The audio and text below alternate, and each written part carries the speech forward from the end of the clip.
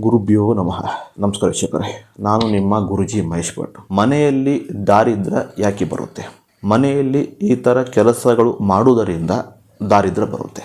ಅದು ಯಾವುದು ಅಂತ ಹೇಳಿದರೆ, ಶೌಚಾಲಯಕ್ಕೆ ಹೋಗಿ ಬಂದ ನಂತರ ಕೈಕಾಲು ತೊಳೆಯದೆ ಮನೆ ಪೂರ್ತಿ ತಿರುಗುವುದರಿಂದ ದರಿದ್ರ ಕಾಡುತ್ತೆ. ಎರಡನೇದು, ಸಾಯಂಕಾಲ ದೇವರ ಕೋಣೆಯಲ್ಲಿ ದೀಪ ಹಚ್ಚದೇ ಇದ್ದಲ್ಲಿ ಕೂಡ ದರಿದ್ರ ಕಾಡುತ್ತೆ.